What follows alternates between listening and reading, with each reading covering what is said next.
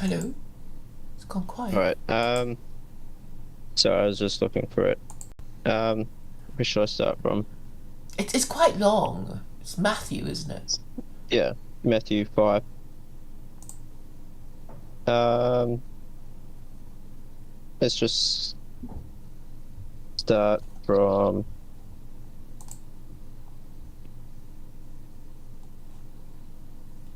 verse 17.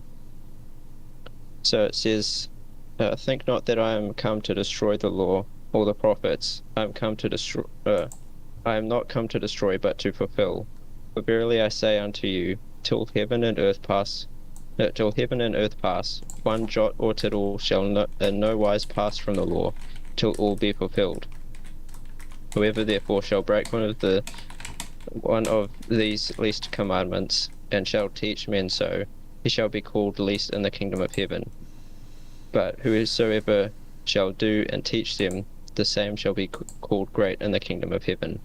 For I say unto you that except your righteousness shall exceed the righteousness of the scribes and Pharisees, ye shall in no case enter into the kingdom of heaven. Ye have heard that it was said by them of old, thou shalt not kill, and whoever shall kill shall be in danger of judgment. But I say to you that whosoever is angry with his brother without a cause shall be in danger of the judgment. And whosoever shall say to his brother, Raka, shall be in danger of the council. But whoever shall say, thou fool, shall be in danger of hellfire. Does that sound like a law or not? Well, the seven I Noahide think so. laws make the point clearer, right? Don't kill, Or you don't said steal. that there was no laws in the New Testament, and that's a law. Yes, I do see.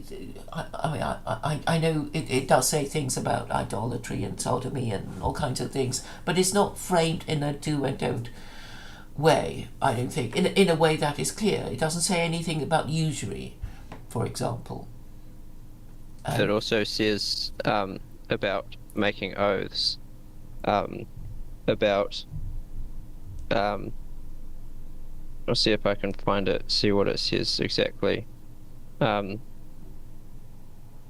Basically, it says don't swear by anything in heaven or on earth, because earth is God's footstool and heaven is his throne. Don't swear by anything, basically. But when you get to the Koran, it says that all kinds of things like, oh, you can make oaths now. You can also, if you want, make mistakes with your oaths, and you I don't can know which verse you somehow mean. annul oaths Can you in the can you, Quran. yeah, so I can look it up. Uh,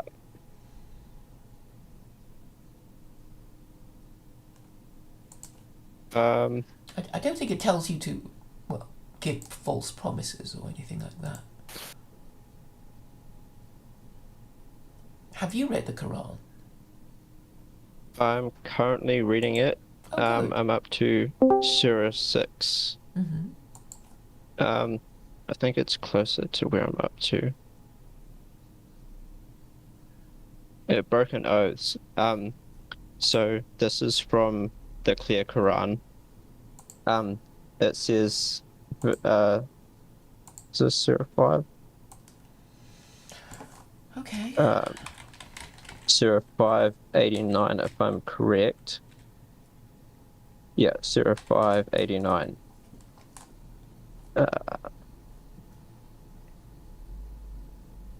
It says, Allah will not call you to account for your thoughtless oaths, but he will hold you accountable for deliberate oaths.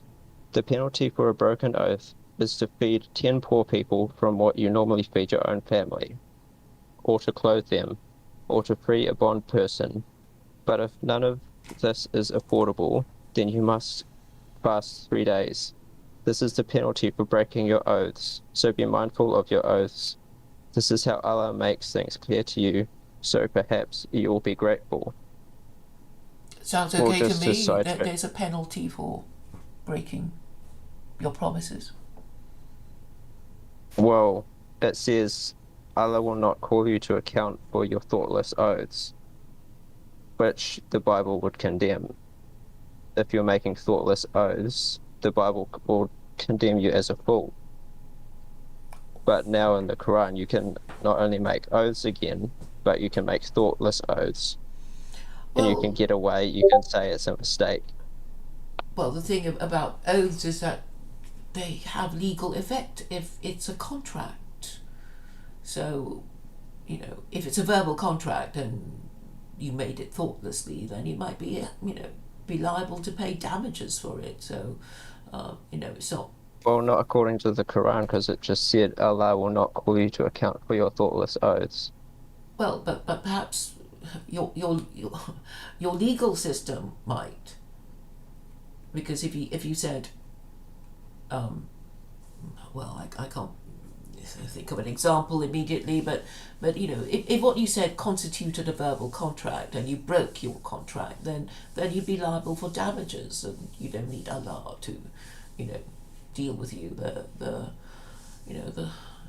court will deal with you if it was indeed a verbal contract, because contracts are basically oaths, promises.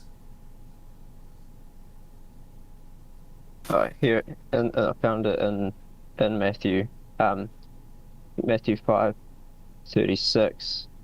It says, "Neither shalt thou swear by thy head." It's a bit further back, chapter 5, starting from verse 33. It says, "Again, ye have heard that it hath been said by them of old time, Thou shalt not forswear thyself, but shalt perform unto the Lord thine oaths. But I say to you, swear not at all, neither by heaven, for it is God's throne, nor by the earth, for it is his footstool, neither by Jerusalem, for it is the city of the great King. Neither shalt thou swear by thy head, because thou canst not make one hair white or black. But let your communication be yea, yea, nay, nay, for whatever is more than that cometh of evil." Okay, but it's a bit long-winded, isn't it? I mean, the 7 Noahide laws kind of just say, do this, or don't do that. I mean, that's what we want. I mean, this is kind of long-winded, isn't it? And then you think, oh, what do these long words mean? Is he talking to us or just a people in Jerusalem? It's a bit difficult, isn't it? I don't think so. Okay, but anyway, we already have these. What's that verse again? But the one I just read. Yeah, so I can read it for myself. It's Matthew chapter 5, from verse 33 through 37. So Matthew 5:33 through 37. All right. So I'm looking at Bible Gateway, New International Version. So I mean, it just says, well, don't swear oaths lightly, and then the next one is giving to the needy, charity, and the next one is prayer. But it doesn't actually list, really what the law should be. I mean, there's judging others, do not judge, or you too shall be judged. It's like, well, everybody judges everybody all the time. And I think a lot of liberals use this, don't judge me. It's like, well, people will judge you if they think you've done something wrong, and they will point it out to you, and how can you stop them if you really have done something wrong? Okay. Well, my point basically is that you said there are no laws in the New Testament, but Yeah, there definitely are, and they even go on through.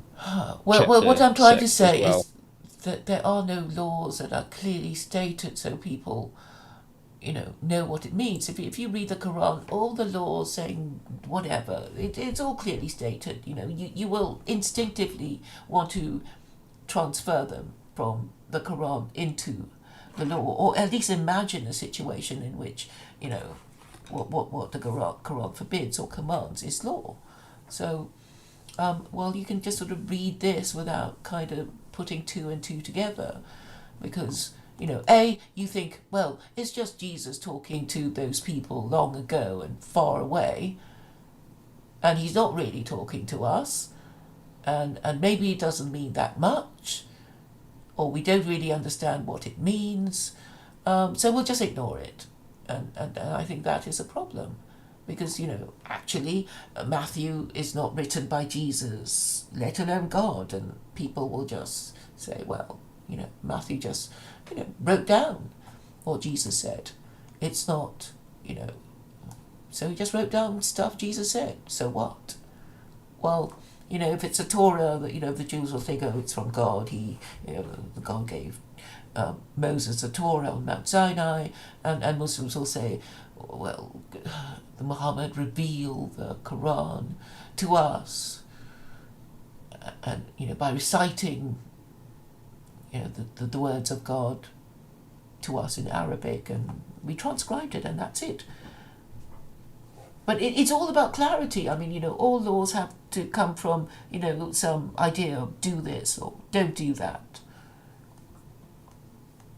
But, you know, there's a lot of thought crime here. I mean, but, you know, I really don't like this do not judge others. You know, do not judge or you too will be judged. It's like, yeah, you know, people will still do that, whatever you say. So, okay, you can say, well, people people living in glass houses shouldn't throw stones. Okay, fair enough. And then the thing about, you know, do not give dogs what is sacred. It's like, well, why would I? Do not throw your pearls to pigs. Well, why would I? I mean, it just seems a bit weird. And then there's this, I know there's something else that I could, you know, it's just like, yeah, if your son asks for, I don't know, something, don't give him a fish or something. And I thought, why, you know, it's a bit weird. Do you know the one I mean? That wasn't a law. Yeah, but I know what you're referencing, but that's not a law.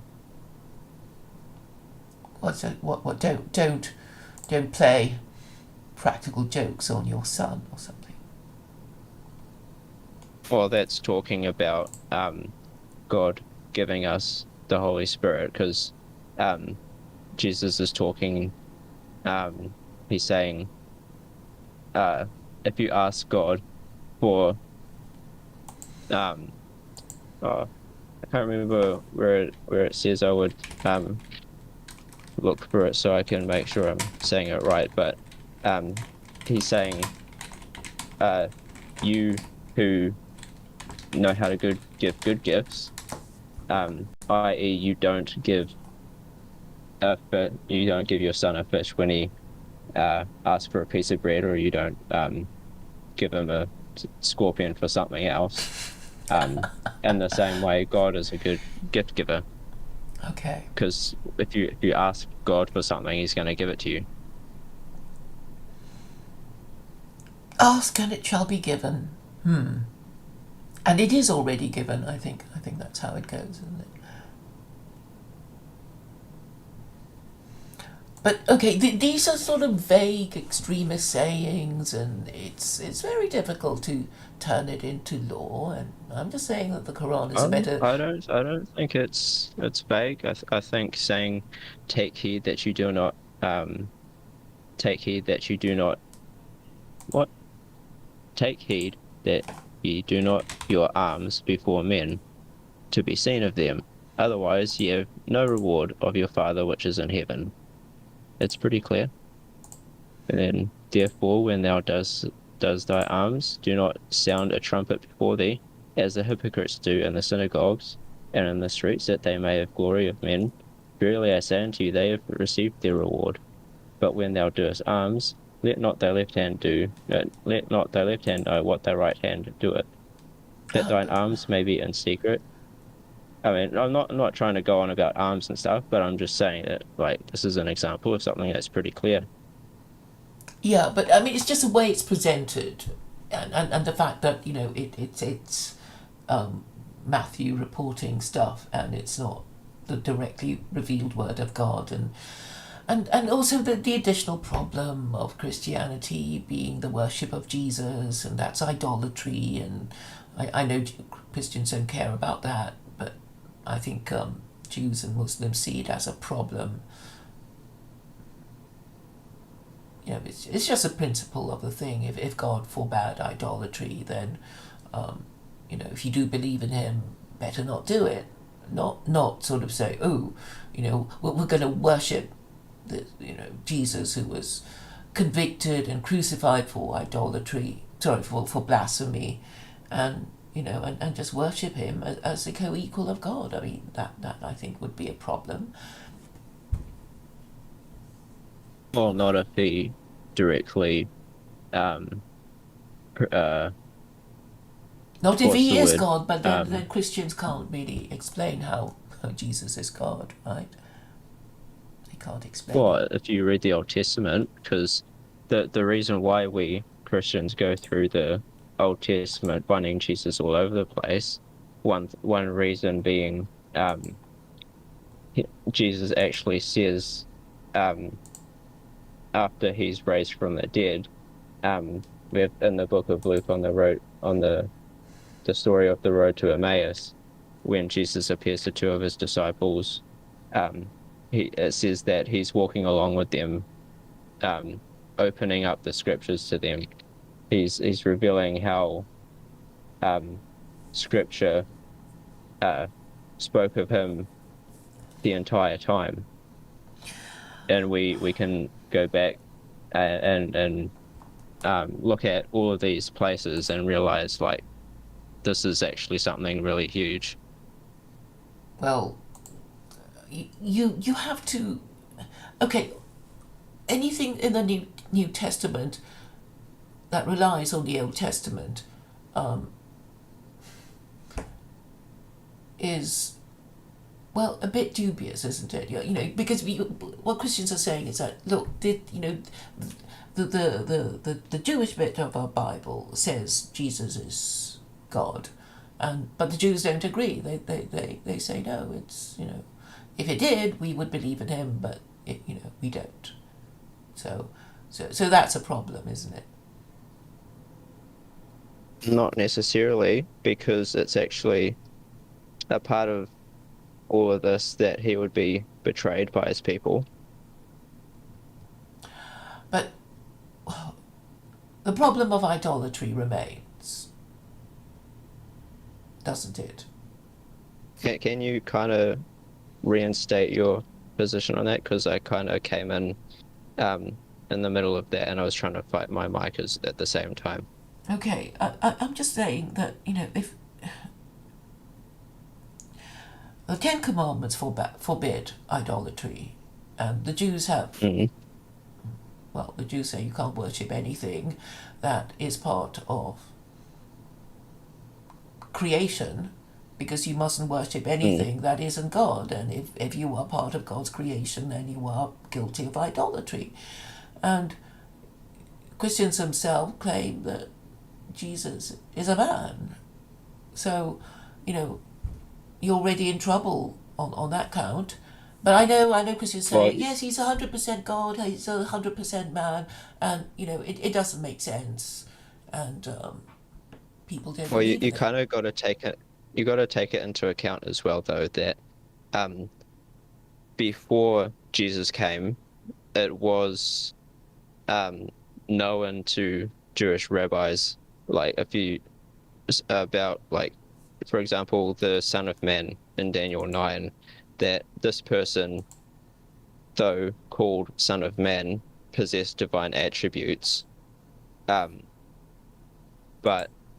after Jesus came, and this is probably, I don't know where you get your information about Jewish opinion, but after Jesus came, that they're still expecting the Messiah. So because he didn't come in that time that they expected him to come, then Judaism kind of changed along with that.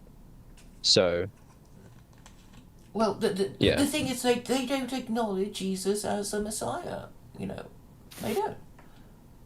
and they Yeah, think the that's worship true. of Jesus as God is idolatry, and it's like it's obviously idolatry, and this, I guess Christians can't comprehend it. You can't compute that idolatry is the worship of anything that isn't God, and Jews are told by the third principle of Judaism that God cannot be compared to anything that takes physical form.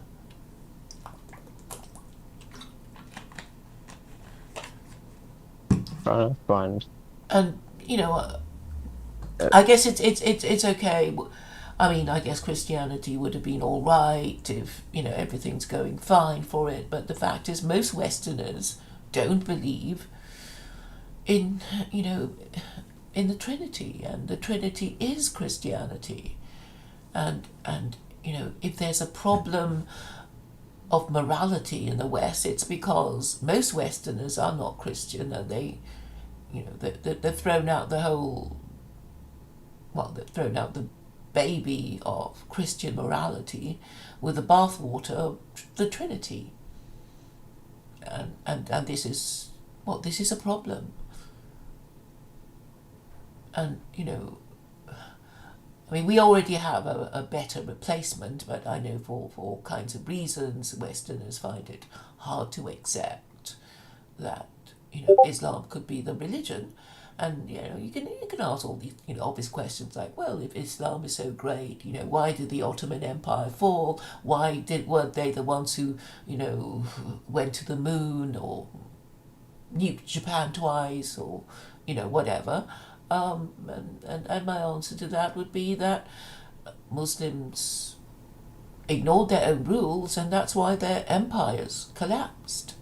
In the same way that Westerners ignore their own rules, because there used to be free speech in the West, and now you can't say anything, hardly anything at all, without getting your social media account cancelled. So things have been afoot, things have changed, and unfortunately with liberalism, it hasn't got a handbook, so you can't go back to some liberal rule book and say, oh, our politicians aren't following these rules or whatever, because there is no such official handbook. And that is a difficulty, all these politicians just say, oh, this is my law, and it therefore becomes part of liberalism. And really they have no connection with each other at all. Apparently liberalism is now gay marriage and transgenderism, and a lot of Westerners don't agree, but they're being silenced by the media. So I'm just saying there is a problem. And also what happened to Trump, and his allegations that the election was stolen. If the election was stolen, then it can be stolen again and again and again.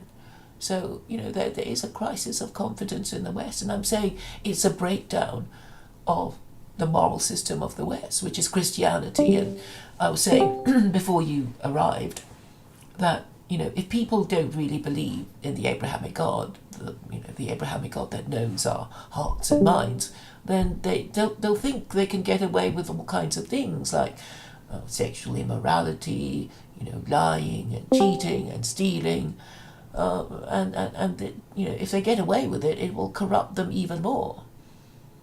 So I'm saying, if we want to go back to the good old days when the right people were in charge, we have to see the difference between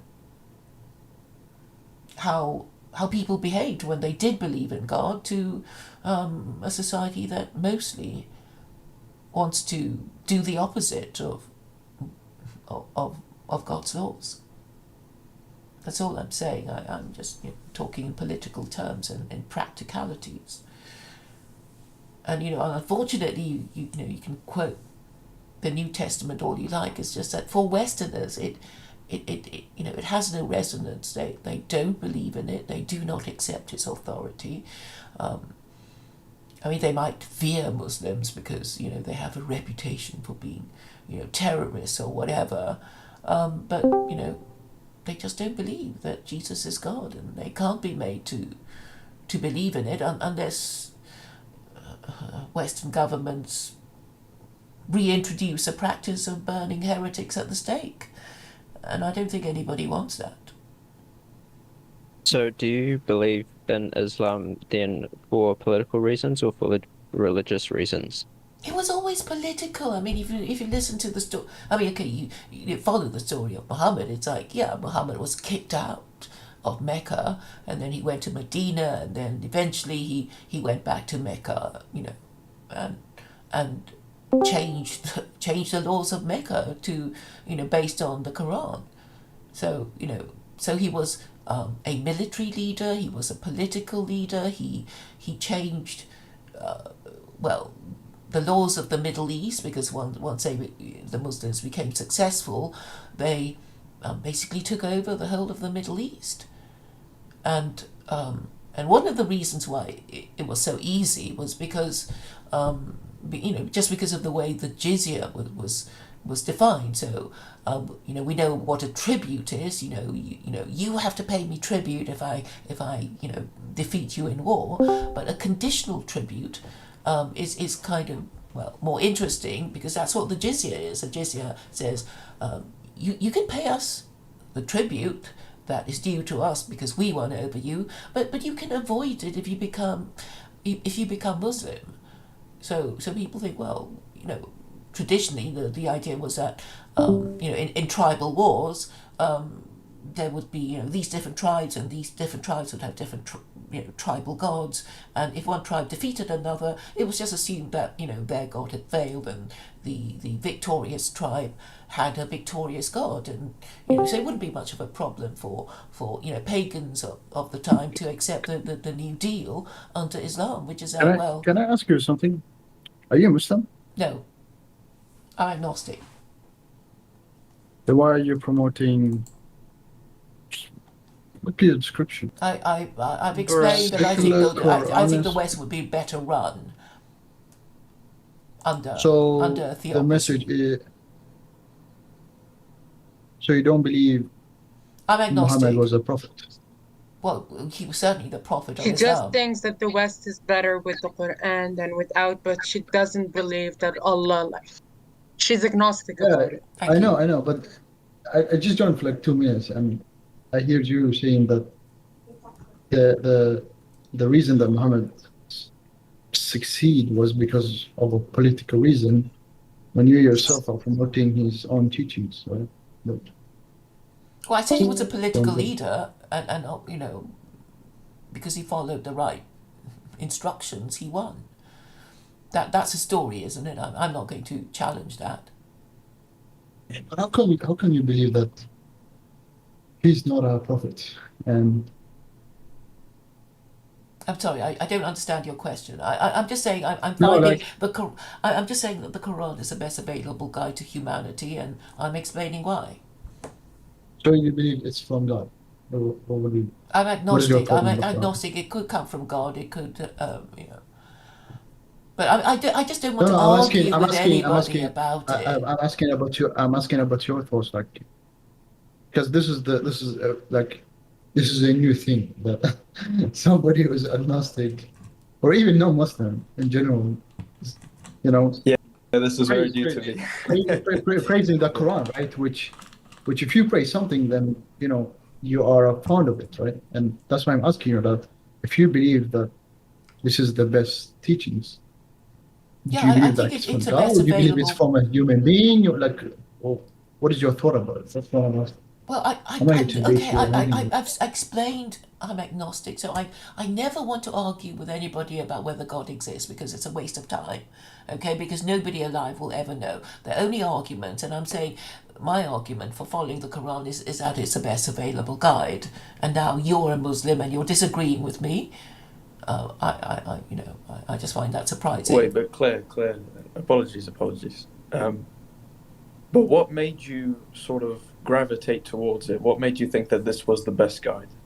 after having read it. I've always taken an interest in politics, and obviously if I see a political problem, I think, this is a political solution, or I will have thought of one, and then and I realised my solutions would be pretty radical. And then in 2006 I read the Quran, and I thought, oh wow, all my solutions are supported by the Quran.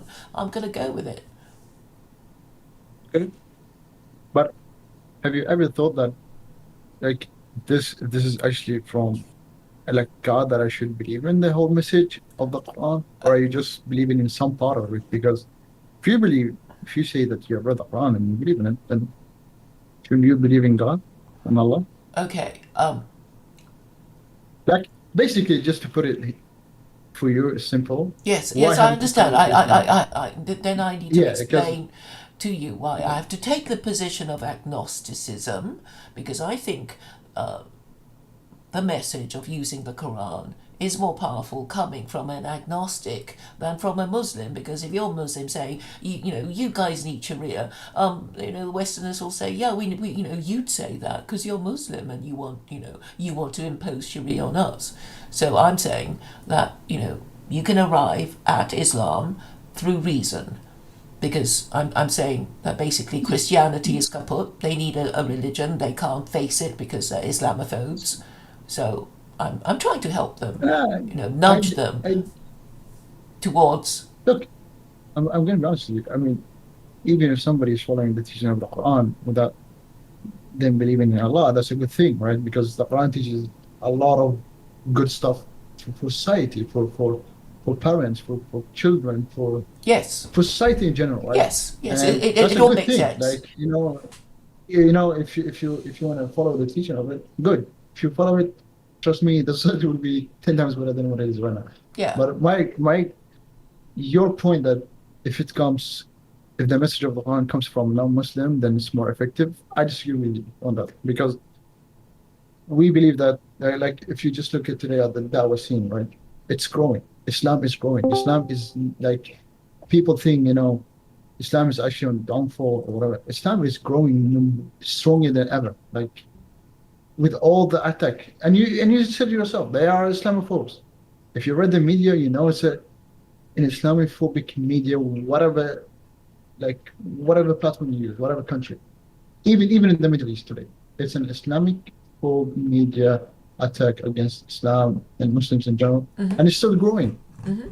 People are leaving Christianity for Islam. Agnostic atheists are leaving their beliefs for Islam. So it's growing. So and the Dawah scene is effective, and those people that are joining Islam are getting the Dawah from Muslims. So I disagree with you that if you don't convert, then you might be more effective. I'm really selling it to Western governments. I mean, I consider myself a moral and political philosopher. I've taken an interest in Western politics for a long time, and I want to suggest a solution, and I want to suggest it as a non-Muslim, because I think it would resonate more with the political establishment of the West. Can I ask another question? Of course. As someone who is agnostic, how can you have Sharia? Like, would you prefer it without the religious part of it? Because a lot of it is religion motivated, like the parts where you can't speak against Allah or Muhammad, or you can't. It doesn't say that in the Quran. Join. It doesn't say that in the Quran. It's practice, though. I know. Okay, and the thing is, I want to kind of distance myself from their kind of Islam, because they're completely steeped in the Hadith. So they actually prefer the Hadith to the Quran. The Quran is the word of God, is a primary source of the word of God, but they prefer their Hadith, and the nasty things that you hear about Islam comes from the Hadith, and I want my interpretation of the Quran to be separate from that. And if they hate it, good. I want it to be different. I want my interpretation of Quranic principles to be different from their one. So that's the reason. That's not true, because in the Quran says that وَأَطِيعُوا اللَّهَ وَرَسُولَهُ, obey Allah and the Messenger. And by obeying the messenger is by following the sunnah, the hadith. And Yeah, today we do it have, meant obey you know, Muhammad at the time when he was still alive, right? That no, was no, what no, it no, meant. that's no. The message of the Quran is not for only Muhammad and his people. It's for all mankind, for all times, whether it's 10 years from the Prophet Muhammad Sallallahu Alaihi Wasallam, or 2,400 Yeah, years, and whatever you're going to like say whatever we have to follow the and, hadith, and or it's wrong. yeah, I know you say that, and I'm yes, saying I don't want because to do that if you only believe, because there's lots of stuff in the hadith that contradicts the Quran, and no, not really, no, no, you we stone do have, adulterers. look, You hadith, stone adulterers, science, right? You stone adulterers. had, And there's this cock and bull story about the goat ate but that's, that bit yeah, of the Quran. Okay, so I'm not interested in the cock and bull stories in the Hadith that you probably want imposed on the West. So no thanks. I think no, that's kind of but inescapable, though, because if Why you is it have, inescapable? I'm making it clear. My rules of interpretation are clear, and I'm doing it as a non-Muslim. So I stand distinct from their kind of Sharia, and I just want to make it clear. And if they hate my version, good, because I want clear blue water between their kind of hadith nastiness and my kind of interpretation of the Quran. or you can't really call it Islam then. yeah, Well, yes, I can, because on the one hand they say, oh, the Quran is for all of humanity, and then they can say, oh no, I can't use it. So decide which you want. Is it for all of humanity or what? If you're changing it, if you're I'm not taking out the changing bad it. I'm stuff, not then it's not. changing it. They want to stone adulterers. Now, are you arguing against yourself? Do you want to stone adulterers? Is that what you want to? It's not in the Quran.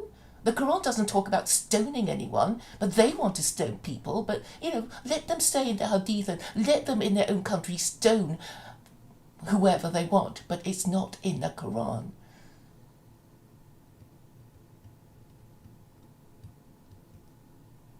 Hey Claire, I was just listening in. I think I understand your position, but I think you have the same problem as Muslims do with the subjective interpretation of the Quran. I'm always going to have that problem of subjective interpretation when you look at the verses. Muslims will use the hadiths to interpret the Quran. That's what they argue. What method of interpretation are you using? I'm interpreting it my way, and if it's accepted by Western governments, then they'll adopt it, and there will be, a Western government adopting my interpretation of the Quran. So that's all there is to it. I'm just saying, my interpretation is going to be different from theirs, and I am making myself distinct from them by saying I'm agnostic and not Muslim. I don't come from that background. So, you could ask, like, in such and such a situation, how are you going to interpret it or whatever? But yeah, that's my position anyway. But you say that it's your interpretation, but what kind of method are you using to interpret it? My method. Are you asking for a particular verse and say how am I going to interpret it? Obviously it's my interpretation. Yeah, so someone else can come along with their subjective interpretation. Yeah, they can do it. All these sort of hadith followers can say, oh, Western government, let's stone adulterers. They can do that too.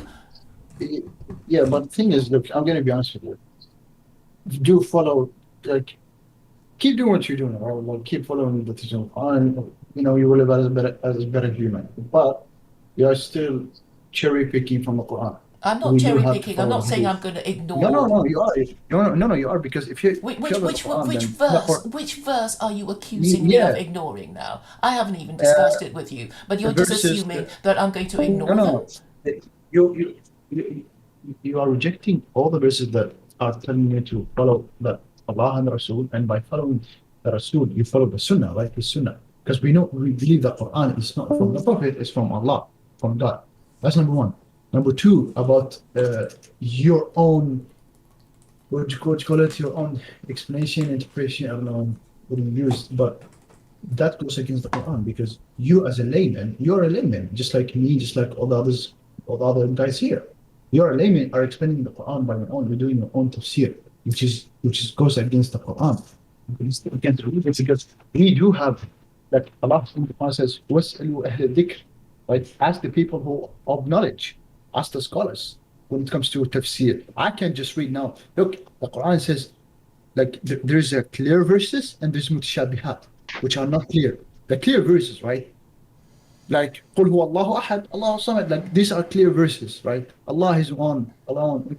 Those are clear verses. But then there's other verses that are not clear, that you do have to go back to the what? To the Sunnah Which and Hadith verses are to not clear? explain it.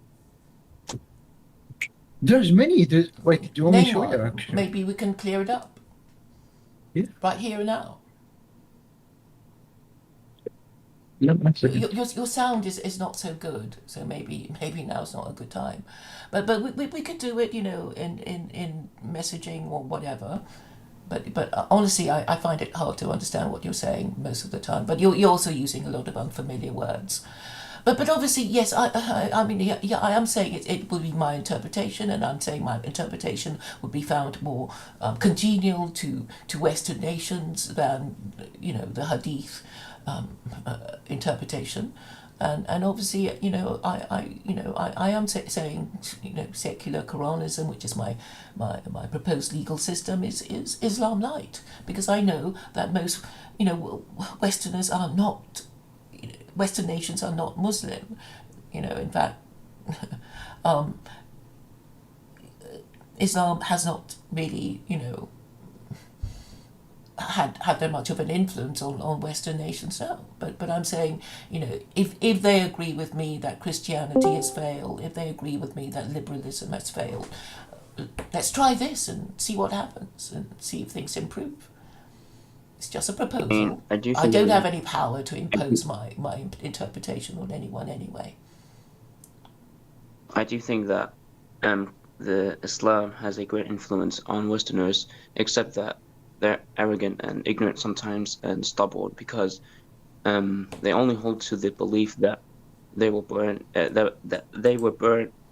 into.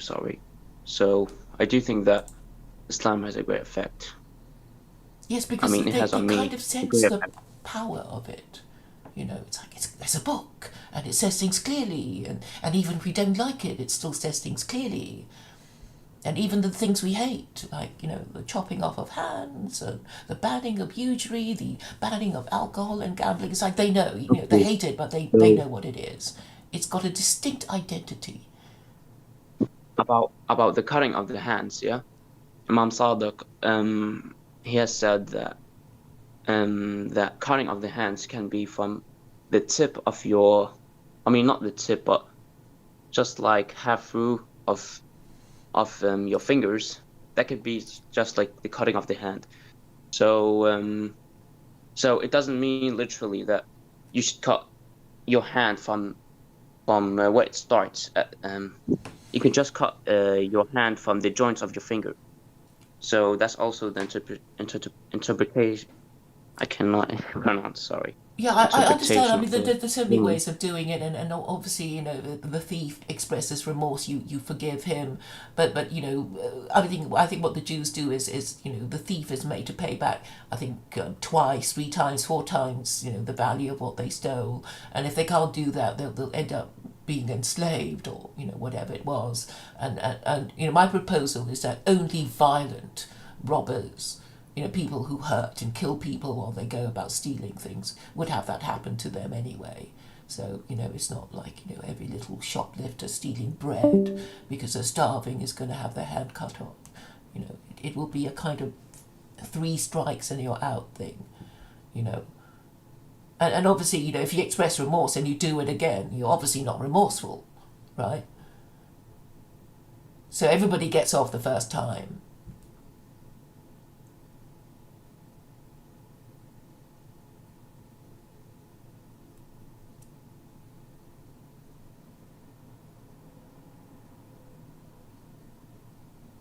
So Claire, you're saying with your interpretation of the Quran, and someone else comes along with their interpretation of the Quran, and you've got multiple interpretations that maybe conflict. What would you have some sort of democratic system or some sort of judge and jury courtroom system of resolving these differences? Okay, what I anticipate will happen, if it happens at all, is that I sell my idea to the government, and the government, I'm sure they're not going to say, oh, wonderful, Claire, we'll just take everything as is and we'll just adopt everything. I'm sure they'll be arguing about it for all kinds of reasons, and then people will say, oh, but I've got a better idea than Claire, blah, blah, blah, blah, blah. And I'm saying, in the end, that will be, whatever happens. So obviously I'm going to push for my interpretation if I think it's better, but in the end it will be, a matter of politics and negotiation about, whose interpretation prevails, and even then the interpretation could be changed later. Who knows? But I'm just talking about the principle of the thing, which is that, if Christianity is kaput, if liberalism is failing, then we need something to replace it. We shouldn't be waiting for everything to crash and burn before saying, oh, maybe there's this little idea. What I think would help, what I hope I'm doing that is helpful, is saying, things will crash and burn if we carry on the way we are, and I have this idea, I can't force you to accept it, but bear it in mind as you crash and burn, and when you crash and burn, have a look at it again. That's all I'm saying. So it sounds more like a democratic system of sort of progressive Sharia. I don't know, who is finally going to decide on the interpretation. But, what I hope is that there's somebody, at the top who's interested in this idea, or, maybe they all hate the idea or whatever. But, all I can do is say what I'm saying clearly enough so that they understand and, are interested in it. Because, better government also has advantages for the political classes, right? They'll be treated with more respect, if they don't have to lie to us anymore. And why do they lie to us? Because, maybe, weak people who are not doing things properly feel they have to lie. Or they lie because they're corrupt. Who knows? But sorry, I just have to go, but the point that I was making, if you go to debate one, right? This is from Surah Al-Imran, and please say it's what in debate number, one because from- I didn't hear that. I don't know how to look for it. If you just say the number. it's in debate one. I put it already, the verse. Okay. I'll have a look there. The channel debate one. Okay, Yeah. the text channel.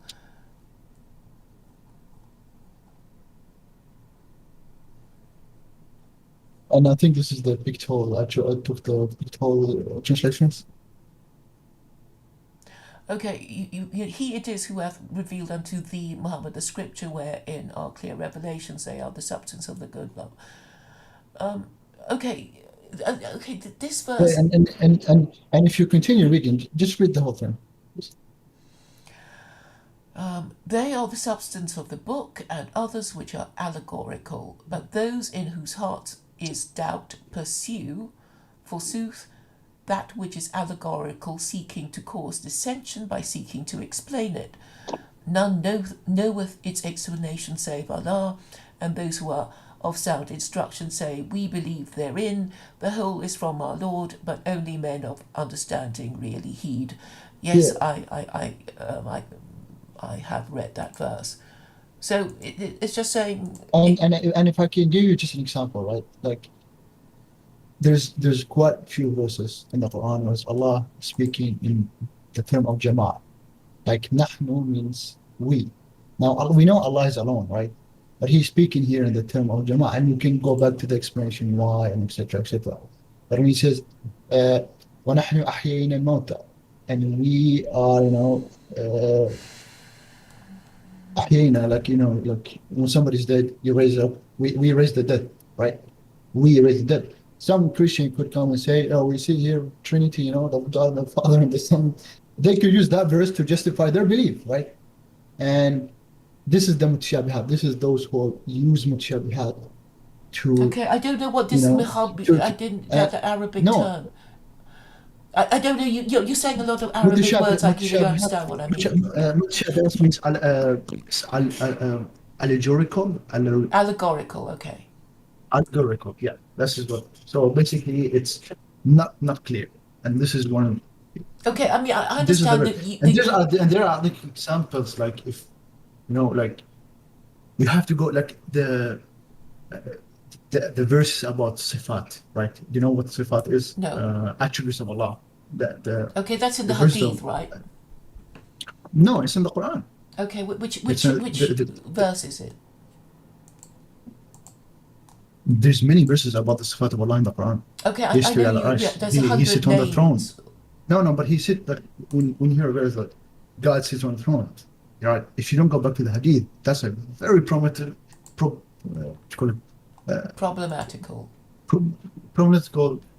verse, right? Oh, how God can sit on the throne? You have to go back to the Hadith, and we don't follow only the Hadith. We follow the Hadith and the three generations, right? The Salaf and the companions, how they understood it, how the prophets, explained it to them, etc., etc. And when you read the Hadith about the attributes of Allah, right, like the sitting on the throne, the hands, etc., you get more sense of the verses, and that's why you need the Hadith for the Quran. Now, your point about adultery, yes, the verse was abrogated, just like a few other verses that was abrogated. There's no issue in that, absolutely no issue in that. And it's if you're telling me, like, I spoke this once with a Quranist, but I'm actually like Muslim so-called Quranist, and his claim was, stuff that is not in the Quran never happened. And I told him, like, you're denying mutawatir stuff. Mutawatir basically means like transmitted stuff throughout the history and transmitted actions throughout the history, like cutting the hands of the thief, and adultery, stoning, etc. Even though it's actually like, if you go back, even if you look at the history of the Prophet, like the call it Sirah, it didn't happen many times, because the action itself, right? It really is going to make somebody scared from actually doing it. And by the way, there's rules to how to do it, like the 4 witnesses and all the 4 has to say the same thing. That's why it's almost never happens. Like, you guys think like stoning happens on a like 100 stones in an hour or something. It doesn't happen really. Even in Islamic countries, I lived in a Muslim country, it doesn't really happen. Where are you from? Because it's the conditions. I'm from Iraq, but I don't live there. No. Okay. But I lived in Syria. I lived in many Muslim countries. We used to travel a lot. But in general, like, the conditions for the sentence to be, like putting out or whatever, I don't know what it's called. It's hard conditions. I understand. It's a high standard of proof. It's a high burden of proof, right? A heavy burden. And by the way, proof. even there's a verse in the Quran where Allah says, like, if you accuse a Muslim man, right, or a Muslim of something like adultery, etc., without a proof, then you would be, like, and then the person accusing the other person gets 80 lashes. Right? Yes, 80% of the punishment that the person would suffer if the conviction, if they followed a conviction. I understand, which is fine. I mean, it's easy to remember, right? I mean, I don't think you need to worry that my interpretation is going to be so crazy and mad that people are going to rise up in arms about it. I hope you understand how necessary it is to let Westerners feel they have control over the interpretation, because if you don't, if you say it's got to be our way or the highway, they'll reject it, won't they? They'll reject it. You have to allow them the space to say, maybe we will interpret it a little bit different from you guys. And you already have so many schools of Sharia, so you can't say, oh, we're all agreed.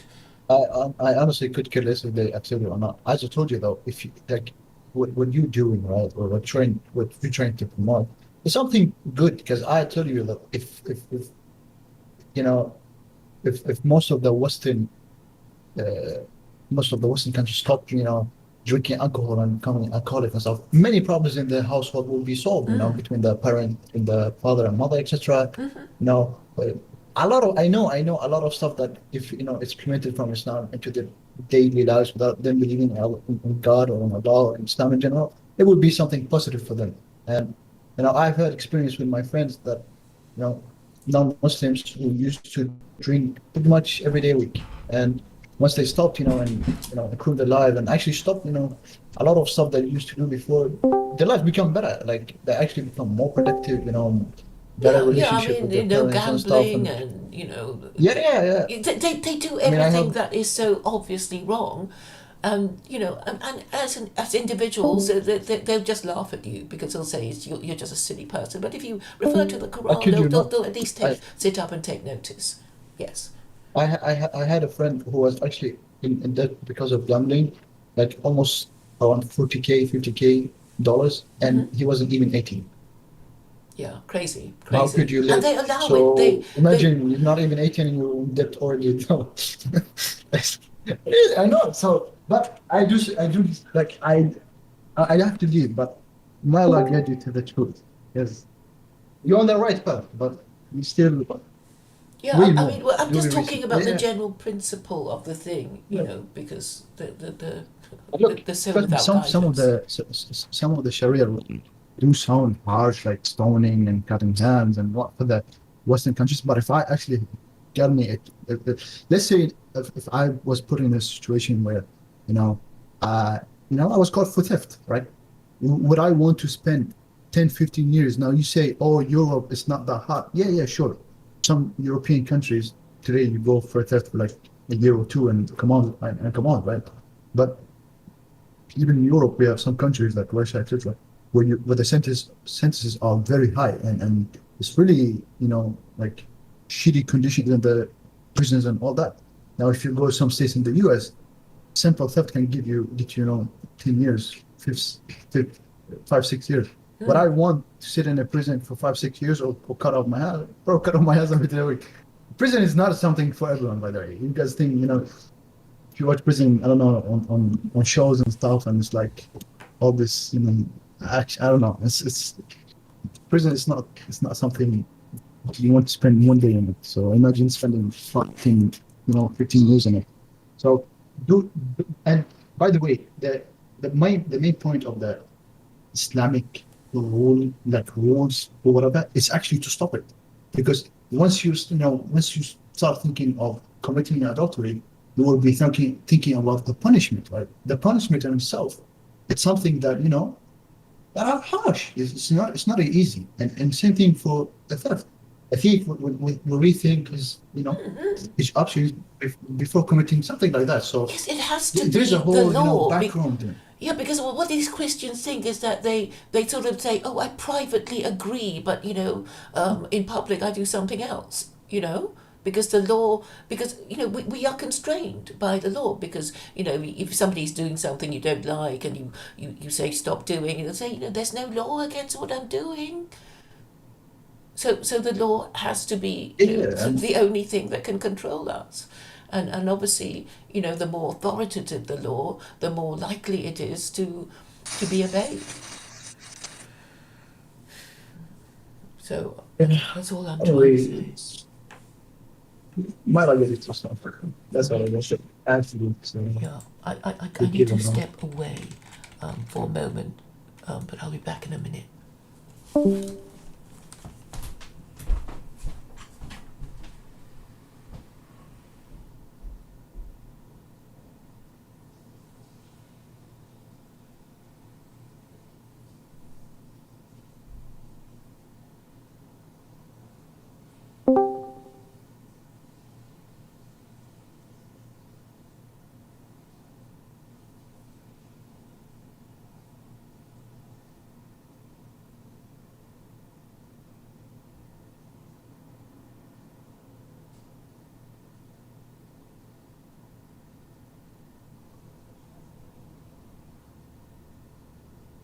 Everyone stop talking now, eh?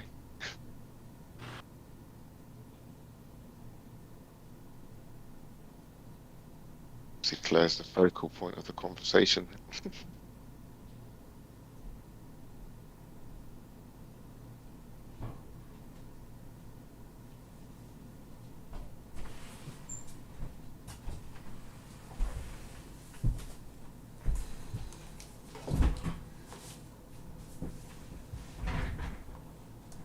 It's gone quiet.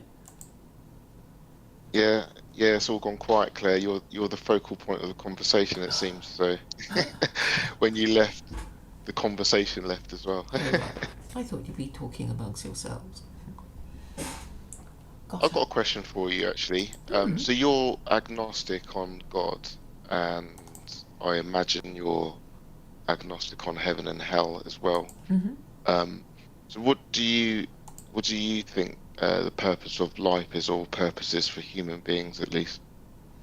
it is to lead our lives within the rules and find happiness within the rules. Kind of life, liberty, and the pursuit of happiness, but within the constraints given by God, or what are believed to be God's laws. So the pursuit of life, liberty, and happiness. So, but within those rules. Yes. Okay. Well, I'd agree with the former, but obviously, when you say the rules, I mean, are you saying the rules are objective, or not? Well, the rules are objectively in the Quran. That's not what I meant. But I mean, do you mean that they're an objective standard for how human beings should live their lives, and no deviation or amendments to those rules? Well, I've read the Quran. I think they're fair enough. What backs up the Quran, I would say, is the 7 Noahide laws. I don't know if I've explained that to you, but basically that it's a kind of sort of 7-star system that the Jews have evolved to rank the 4 Gentile religions. So, if we're going to choose a religion, a new moral system, because our the one we have is broken, obviously we would think, well, there are 5 world religions, which one should we choose? Because we want to choose the best for our society, don't we? And I'm saying, that there are logical steps, because, if you agree with the 7 Noahide laws, and I would give Jews greater authority than, say, Hindus or Buddhists, because Jews worship the most powerful God conceivable, and and they're still around, and there might be an argument that God protects them because they are His chosen people, chosen to set and uphold standards, and this they do by teaching the Noahide laws. Unfortunately, they haven't been teaching it. They have been neglecting their duty. And that's why we have had 3 global Christian empires. And Muslims who have been commanded by chapter 18 verse 4 of the Quran that says, admonish those who claim God has begotten a son, they've been pretty quiet about admonishing those Christian empires. So we can safely conclude that these Jews and these Muslims are a bit afraid of offending their Christian overlords, which is why they've kept quiet. So I'm saying, it's time for them to, get with the program and do what they're supposed to do, what they are commanded by the God that they say they believe in to do, and which is to discuss the idolatry and blasphemy of Christianity. Because I don't think there are that many Christians, any believing Christians around anymore. I don't think even the Pope or the Archbishop of Canterbury believe that Jesus is God. They might, have said that they do believe in that sort of thing, but it's only, to get the job. They've got a cushy job, but I don't think they'll be able to explain how Christianity is not idolatry and blasphemy. And I'm saying Jews and Muslims should make the most of this open goal and do it now before, economic and social conditions under lockdown get worse. Because our governments already are doing what they can, for lockdown and vaccinations and whatever. But for those who claim to believe in God, they should be, assuming that God must be punishing them for their sin, and just go through the list of things that their government is doing that is against the laws of God, and work out why God might not be so happy with humanity at the moment. And I'm saying, Jews should rank the 4 Gentile religions and kind of let Christians know that they are bottom of the heap, worse even than Hinduism, because Hinduism is only idolatry, but Christianity is idolatry and blasphemy, because Christians have been worshipping as an idol Jesus and Mary, and we also know that Jesus was convicted of blasphemy, which is why he was crucified. So it's sort of double idolatry and double blasphemy, and I think it's time for Christians to, if there are any around, to acknowledge that it's idolatry, and they should know their 10 Commandments, and the 10 Commandments do forbid idolatry and blasphemy, as well as the 7 Noahide laws. I believe that Jesus is God. I'm sorry? I believe that Jesus is God. Okay. Yeah, and the thing is, Claire, like, even as you know, I'm an atheist. I'm not a hard atheist, but I am an atheist. But even I can say on behalf of Christians that they can argue quite convincingly that it's not idolatry. If God is all powerful, it's not incumbent on them to explain how Jesus is God. God is all powerful. Who are you? You're a mere mortal person. Yeah, but I think Jews and Muslims agree with me too, unless they're too afraid to, support what I say. But then that would just be allowing the idolatry and blasphemy that would be displeasing to God if he exists to continue, which means that we'll all be punished together. So, What about the Kabbah in Islam? Do you think the Kabbah would be considered idolatry? No, because if you ask Muslims, do you pray to the Kabbah thinking it's going to help you? They'll say no. Well, the thing about idolatry is that there is a passage in the Bible, I don't remember what it is, where I think it's John or Paul who commit idolatry, and he's I said the Bible, I meant the Quran.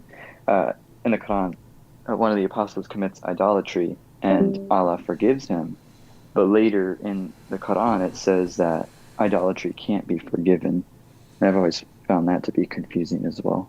But I figured I'd bring it up. I think as long as you repent before you die, you are forgiven. I think that's a theory anyway.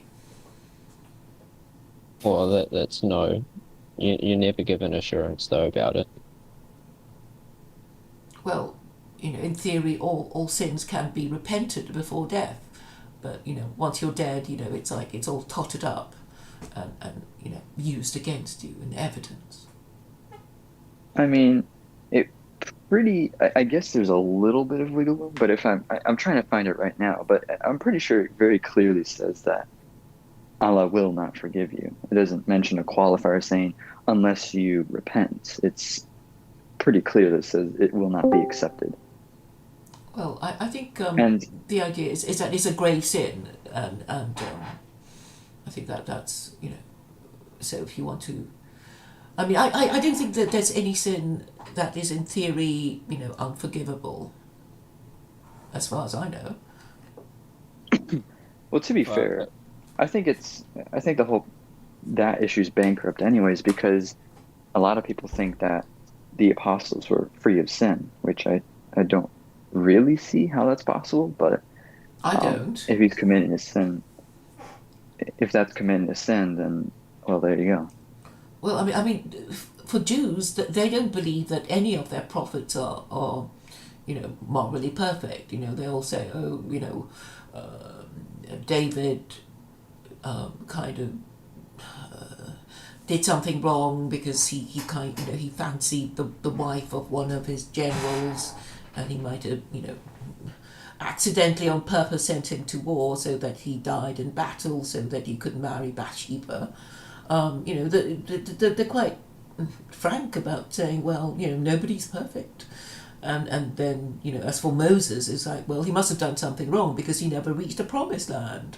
What could have been his sin, etc., etc. So they pull no punches, and they accept their prophets, warts and all, which I think is a more grown-up approach.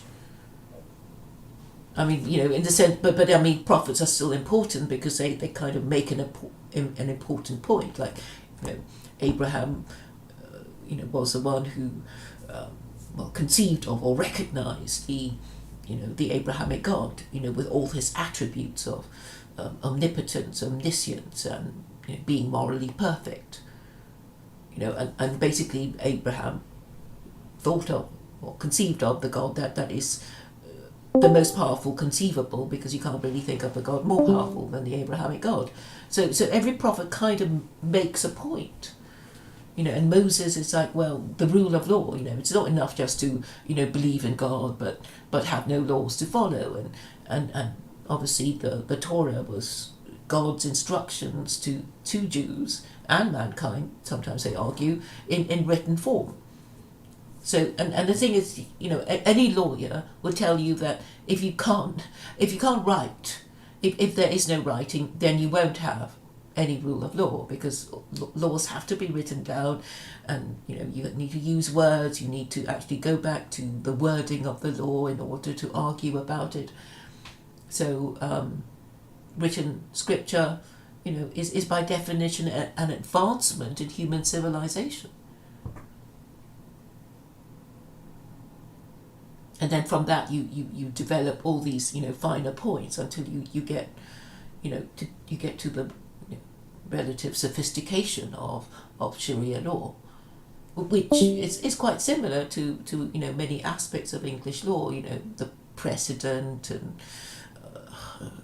the appeals process and all kinds of things, consultation, arbitration.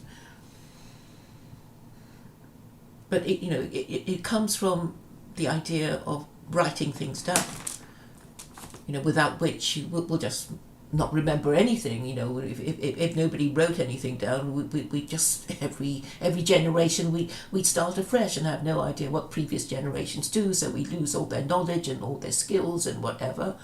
So revealed scripture is kind of human progress. And particularly reveal scripture in the form of law. It's not just, the Torah is a combination of stories and law. But it has to be in the form of stories, because people can't, just say, it's a book of rules. Who gave it, who's it for? You need, all the context, and that's basically what scripture is for.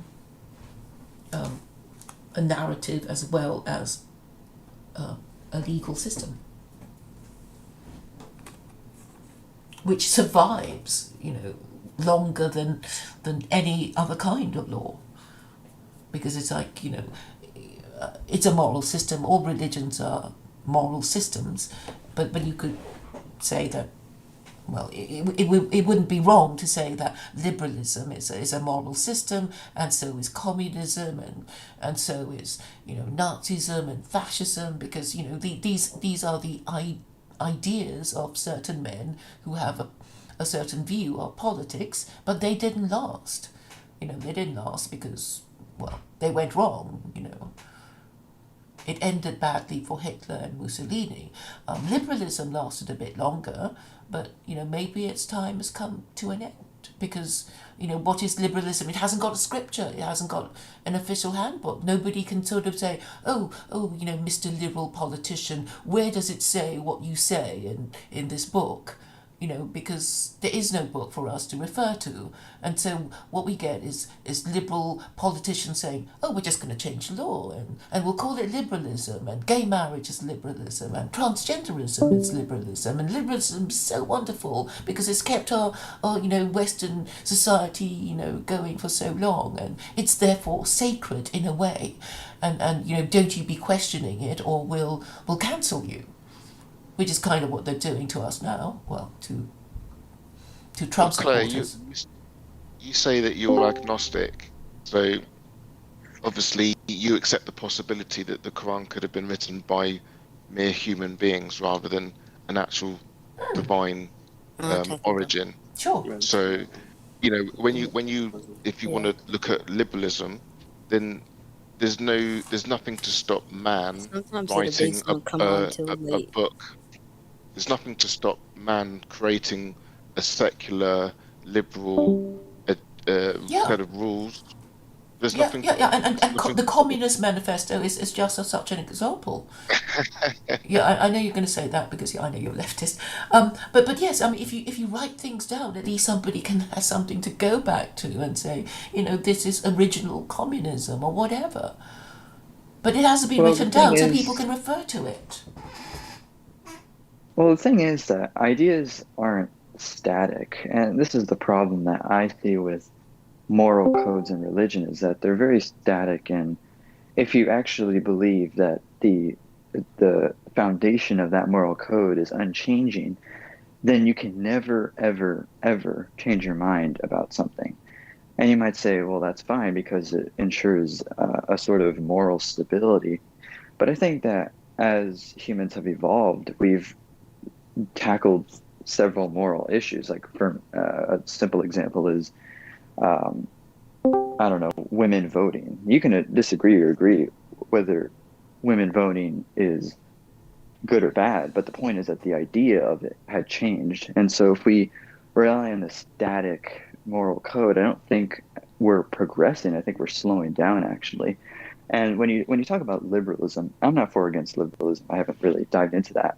But the idea of liberalism and conservatism and all these ideas, these political ideologies, has changed several times throughout history. Again, it's not a static thing.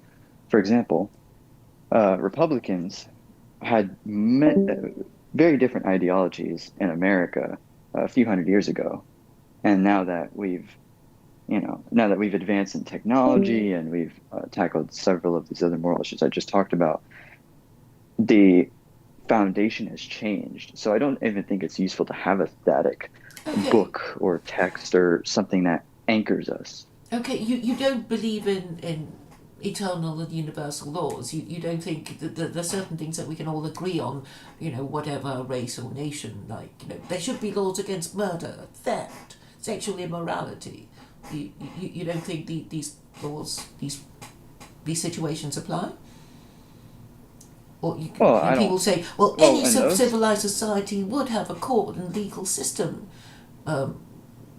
punishing murderers, thieves, and sex offenders. Maybe that's a kind of universal, maybe, all reasonable people can agree on that, maybe. Well, you say universal, but think of it like this, right? If you ask any person or most people on the streets in America, they would say that women should be able to vote, right? That's like a Ann truth, a moral Coulter truth. says differently. I know Ann Coulter was saying she was prepared to nobly give up her right to vote because she thought women just vote for Democrats. Well, she doesn't represent. The problem with people saying that this particular Republican said this or this Democrat said this is that that's not representative of actual Republicans or Democrats. Isn't right? feminism a problem in America now? I'm sorry? Is feminism perceived to be a problem for American men? Or Western men in general? I don't really think so. I don't really hear many people saying feminism is bad. Maybe not in your circles. Well, actually, okay. Maybe not in your circles. They wouldn't dare, maybe. Well, see, here's the thing. Feminism it's a bit there's like levels to it. I would say there's like a level where feminists will fight for this, and then you go higher, then they'll take it a little further, and then they'll take it a little further. And I think if I ask people what they thought of feminism, I think they would say something like the general idea of feminine equality of opportunity is fine, but the idea of true objective feminine equality is not, because the problem with making everything equal is that it actually just subverts the entire society, right? If we said that, are we talking about like feminism? Yes, I'm talking about extreme feminism. So people who say that that there should be a 50-50 ratio in all jobs of men to women, I don't think that's reasonable. it's crazy. Because that's crazy, right? That doesn't make any sense. Because if you force women to be in the job, then by definition you are taking out men. There shouldn't be quotas. So, but what we do is we give them equal opportunity, and it's going to be impossible to 100% give women equal opportunity. But I don't think anyone's disputing, or many people in America at least are disputing, that we should do that. If I can interject, like something that I've heard a lot is that some people like don't believe in like such shit. They just believe in like equal opportunity, because like a lot of people don't have like what you could call, I guess like some people think they don't have equality, but I feel like everyone has opportunity. I think for some jobs, I mean, obviously, some people think that we have these societal constructs of what men and women should do, and I think that is true just based off of history. But I think it's also true that that some people are predisposed to do certain things, and that's why we see men in certain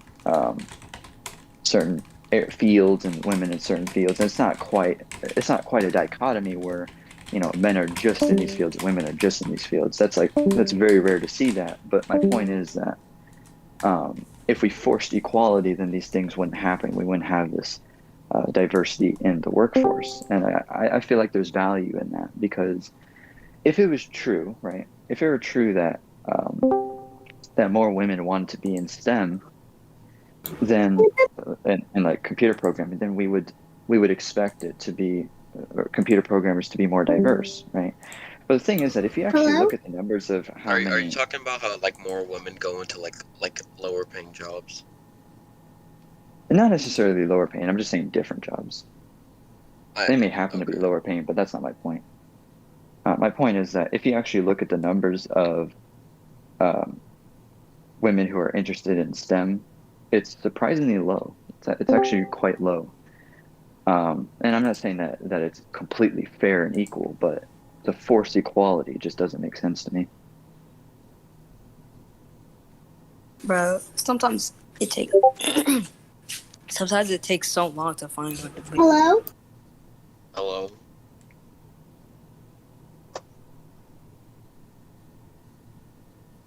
But I think we're...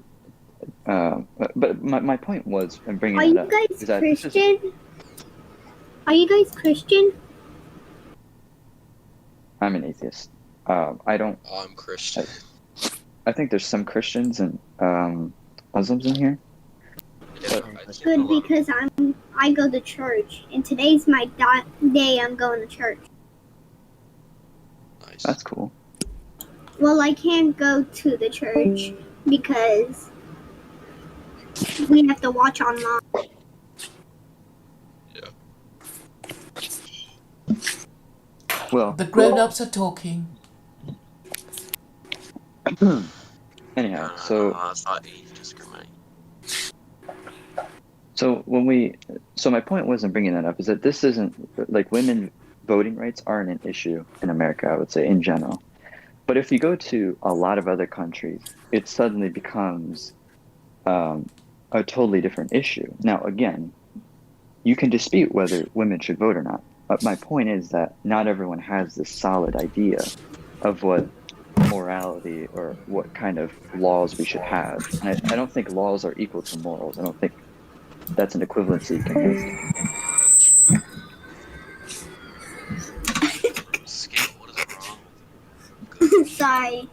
I just like using my voice mod app. Can you I mute? have. Because the Yeah, sure. grown-ups are talking and you keep interrupting. What is that voice? So I don't. A static code just doesn't. It just feels like it wouldn't be very useful. Sorry, what wouldn't be very What? useful? A static, objective code. What would you as like give me an example, right? Of an objective moral code? No, like give me an example. Like, so we're talking about feminism, right? Well, that was part of it, sure. But yeah, go ahead. What was your question? So what are you talking about in reference to that? So my point with feminism is that feminism, like the ideologies of feminism, are completely acceptable in some countries and unacceptable in other countries. So Wait, what I'm saying is actually, that I gotta disagree with that just because I'm gonna let you talk, but I think the first, second waves of feminism were actually good. Like, I think they actually did something, but I think modern feminism is completely useless because they're focusing on things like manspreading when they could be helping like young girls in the Middle East who are being like literally like some people are literally being like stolen from places and then being like made to transfer from one religion to another so that they can be married as a child. right. That's exactly my point, though. Like, we don't have to talk about whether feminism is legitimate or not. I'm just saying that it's acceptable in certain countries and not acceptable in others. That's all I'm Yeah. trying to say. Somebody made a point yesterday. We were actually talking about feminism. It's that the people in like it was like something like the people in America are so privileged compared to somebody living in the Middle East. It's kind of like literally like a disservice to them to claim so much about like women's rights when they're literally like in the shit right now. Like, you can't even go to the store as a woman, which like without a man, which is kind of crazy. Yeah, Like, you have no independence. if you actually look at this was my argument against Sharia law, because some people claim that if we had Sharia law, then the society would be in a better direction. But if you actually look at countries that have implemented Sharia law in its totality, like much of the Middle East, you find that compared to more atheistic countries or even just less Muslim countries, you'll find that there's a serious discrepancy in terms of every single statistic you can imagine: pay equality, happiness, productivity, economic superiority, GDP, median income, literally everything.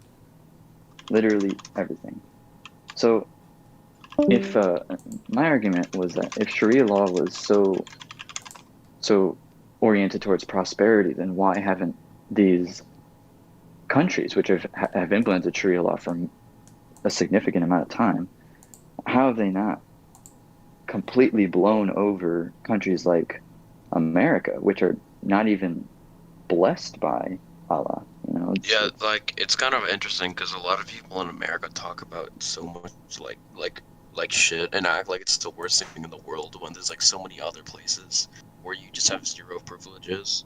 Like let me give you an example. So like in China, I think a new law was recently passed. I don't know if I'm completely right about this. I only read a single article. But I think a law was passed along the lines of you cannot play games for like an hour or more, or something like that. And like in America, that would be unheard of, right? Like, people here like play like for days upon days upon days, just like constantly playing. But like over there, there's really like regulations surrounding it.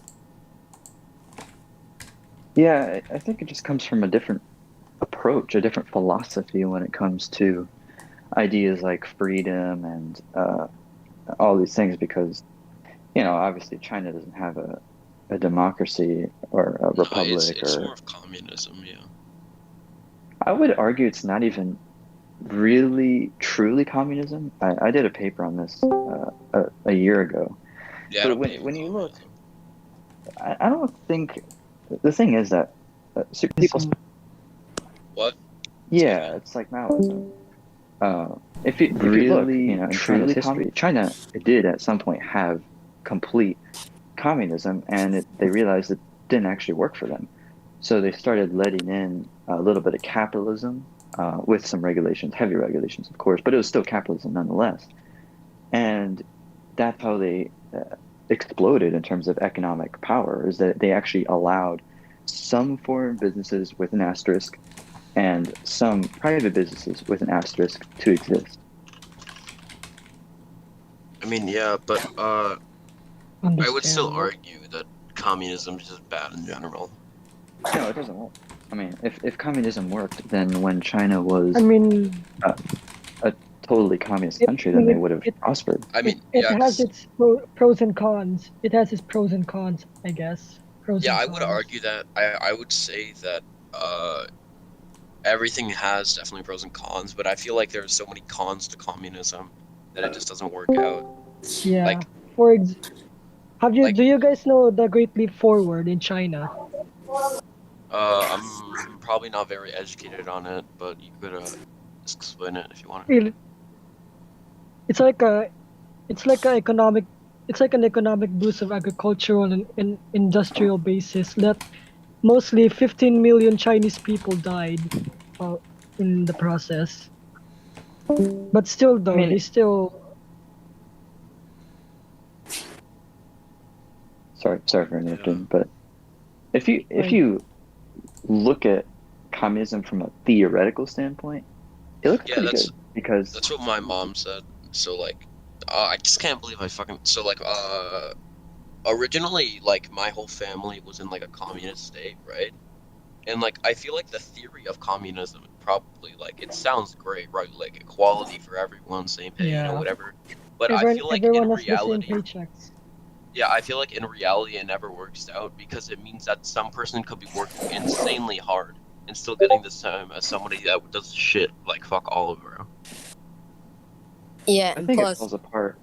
It just doesn't give any motivation for society. Like if you look at like something like Romania or Armenia, like that's where I am from, it like got so fucked over there because of communism, right? Like eventually it became like tons of rich people. It was like they couldn't like own their land anymore, right? Because it was like, no, it's our land, right? Like it belongs to the people, and so tons of people got sent to like camps and shit like that, which was really bad.